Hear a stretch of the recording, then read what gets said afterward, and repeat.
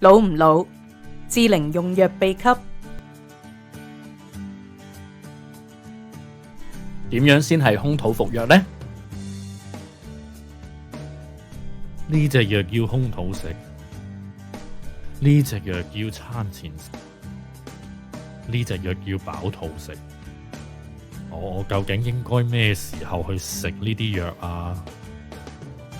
唔同種類嘅藥物有唔同嘅服藥方法，有部分藥物需要病人空肚服藥，而有唔少嘅病人以為餐前服藥就等於空肚服藥，其實係唔正確㗎。空肚服藥係指於餐前1小時或者餐後2小時服用藥物。空肚服藥有助避免食物同某些藥物產生相互作用，影響藥物效力。常見需要空肚服藥嘅藥物包括一啲治療骨質疏鬆嘅藥物，例如 Alendronate。由於佢哋唔容易被腸胃吸收，所以需要空肚服食，以確保藥物能被有效地吸收。另外，控制帕金遜症嘅藥物，例如多巴胺，同高蛋白質類嘅食物會產生相互作用，而影響藥物吸收並降低藥效，所以必須在餐前1小時服用。如果藥物標籤上面注明餐前服藥，就係指喺餐前15至30分鐘服藥。一啲藥物嘅起效作用與食物嘅消化或者吸收有關，因此需要餐前服藥㗎。例如控制糖尿病嘅藥物 Glycoside， 建議於進食前或者餐前15至30分鐘服用，令到藥物能夠因應食物中嘅糖分吸收嘅時間而發揮功效。另一個例子係某啲胃藥，例如 Pantoprazole， 需於餐前30分鐘服用。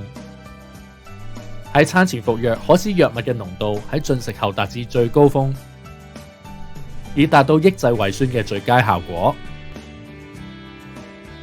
除咗空肚服藥同埋餐前服藥後，有部分藥物係需要飽肚服藥嘅。飽肚服藥一般嚟講係指於用餐後半小時至1小時內服用。有部分嘅藥物可以透過飽肚服藥嚟減少腸胃不適等嘅副作用，例如阿士匹靈、非類固醇消炎止痛藥同埋類固醇嘅。另外，服用藥物最理想嘅方法就係用開水送服。唔同嘅飲品，例如牛奶、咖啡、酒精同埋西柚汁等等，都有機會影響藥效㗎，甚至可能增加藥物嘅副作用。每當服用藥丸劑型嘅藥物之後，應該飲用適量嘅開水，避免藥物黏附喺食道㗎。總括而言，長者應該依從藥物標籤上嘅指示，喺適當嘅時候服藥。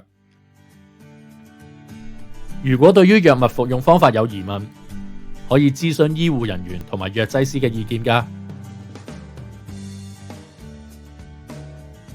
如果想獲得更加多免費嘅護老資訊，就嚟我哋嘅網站、Facebook 同埋 YouTube 頻道睇下啦。